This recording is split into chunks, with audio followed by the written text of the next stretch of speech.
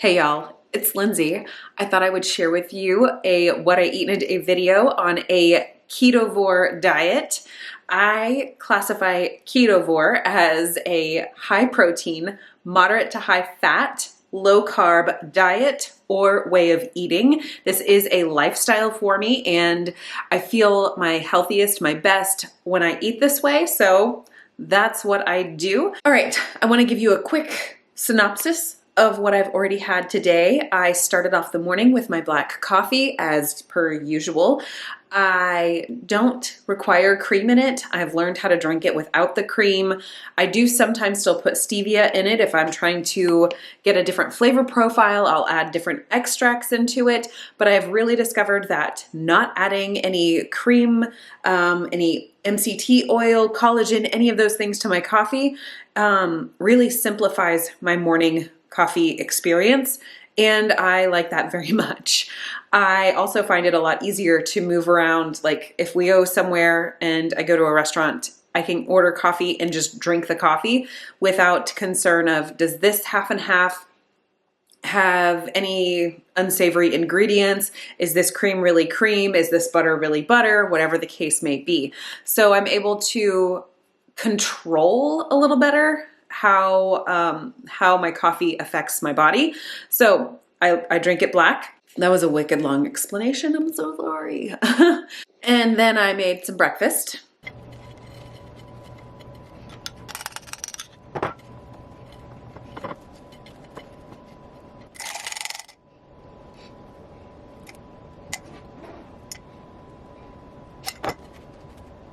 For breakfast today, I'm having 2 peanut butter and jelly sandwiches. What? What? All right, so I did 4 slices of my egg white protein bread, and then I took the Hoosier Hill Farms peanut flour. It's a peanut butter powder, and it's literally just dried ground up peanuts. I mixed 2 tablespoons of that with probably about 1.5 tablespoons of water and some Redmond real salt. Turn that into a peanut butter. Over here I have what I'm calling gelled strawberries. It's kind of a lightly strawberry flavored jelly, more or less. So that's just the whole entire container that I did had 1/2 cup of strawberries that were frozen, about 1 cup of water, and then a little bit of salt, a few drops of stevia, and my Zint gelatin. I sort of cooked that through the microwave, blended it up, and kept stirring it as the gelatin cooled down so that it would kind of have more of a jelly consistency. So there's hardly anything to this, and I just used about 2 tablespoons of that here on my PBJ situation. I did toast my egg white bread in the air fryer lightly. I'm gonna go have this, drink some water, and then we are headed to the pool. This right here is solid.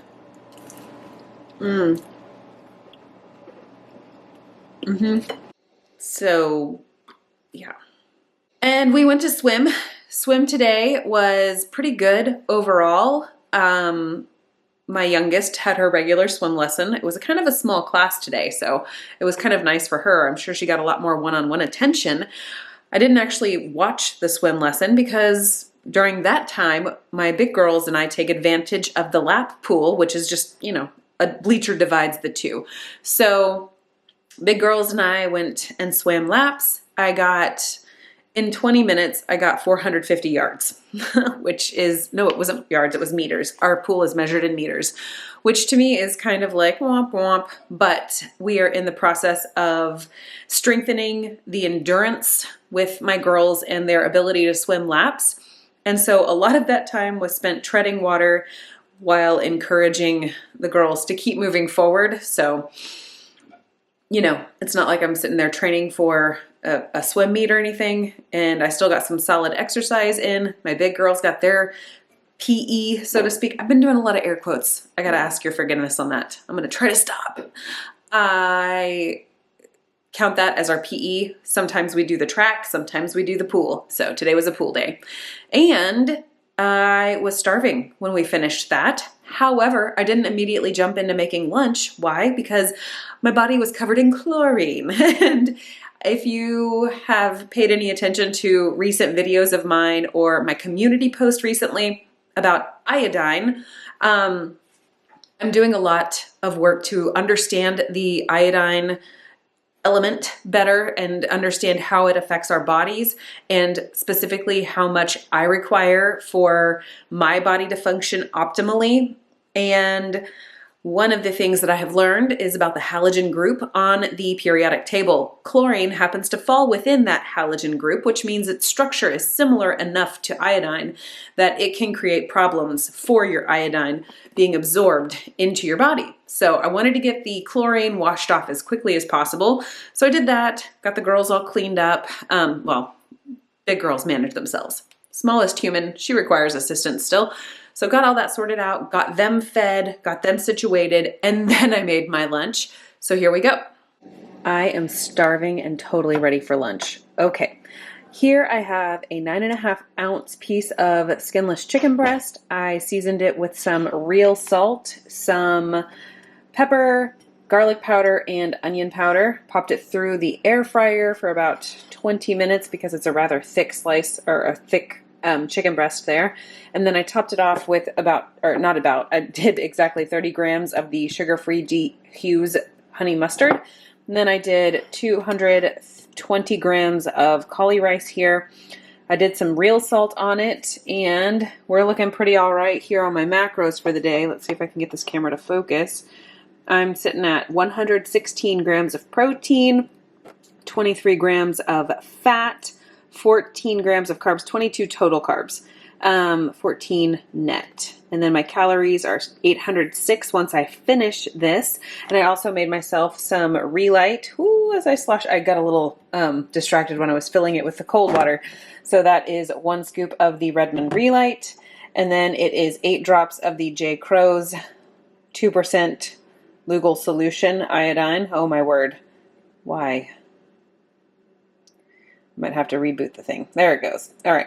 So that is what I'm going to have for my lunch today. That lunch was very nice, very simple. It didn't require a whole lot of thought process. It didn't require a whole lot of fussing with it. It was just straight and simple.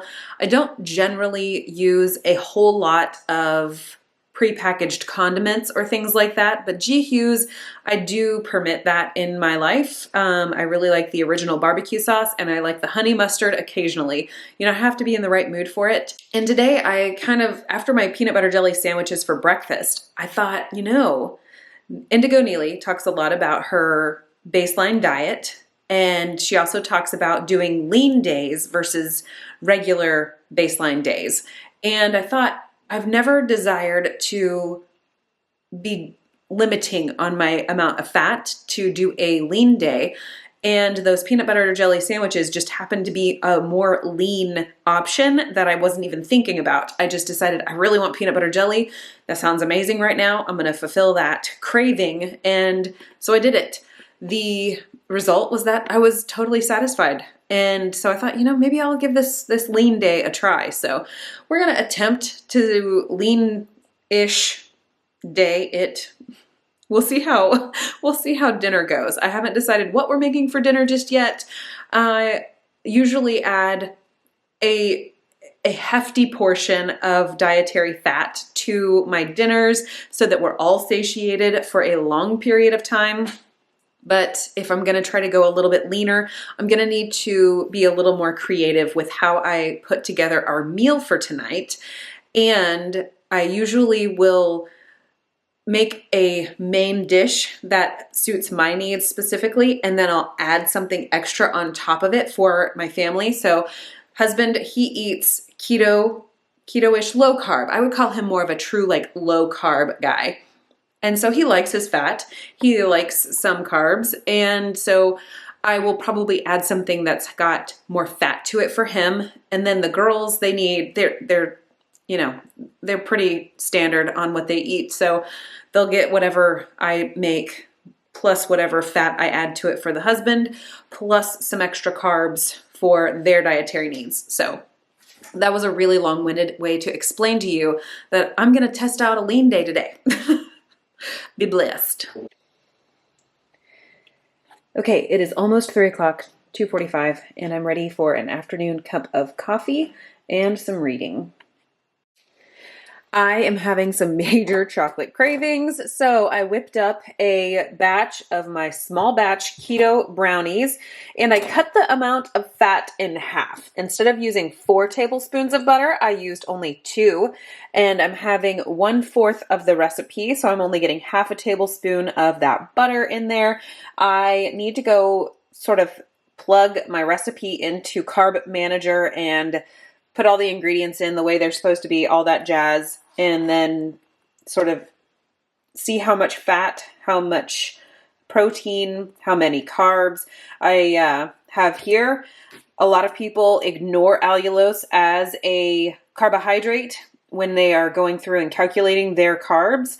This is kind of like a personal choice thing. I am going to choose to ignore the carbs that are in the brownie because of the allulose.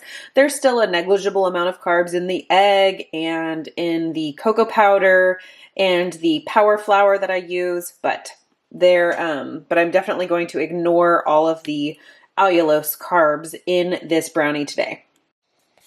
I plugged my recipe into Carb Manager, and 27 carbs are from that allulose. So I'm going to say that it's only 3 grams of carbs, not 30. 8 grams of protein, 8 grams of fat, 111 calories, which means we are not doing too terrible other than our ability to focus camera. There we go. Kind of, maybe, I don't know. I am not sitting too terribly. Obviously, it's telling me 44 carbs here for net or 55 for total, but like I said, we're taking out 27 of those. I have made dinner. Okay, this is some chicken Alfredo. What? And it's dairy-free. So I made one recipe of Neely's egg white wraps, exactly how she indicates it on her recipe. That's not the method I usually follow for my wraps, but I decided that I would just give that a try. They turned into some beautiful quote-unquote fettuccine noodles. There's those air quotes again, forgive me. And then I took my dairy-free Alfredo sauce, which is almond milk, glucomannan powder, a little bit of chicken bouillon, and cauliflower. So I created that sauce. I have talked about that in the past. I don't have a video showing how I do that just yet. So my plan is to eventually put that on my channel here. So I did that. I did about 1 serving of that recipe. It's a 4-serving recipe. And then I just pan cooked some chicken here. That's 125 grams of chicken. And because this is a cauliflower-based sauce, I'm not going to add any more vegetables than that, lest it create all kinds of troubles. So that made my dinner, what is that? 62 grams of protein. So I'm way over on my protein, 2 carbs, 7 grams of fat. So once I finish eating this meal, I have 185 grams of protein, which is incredible.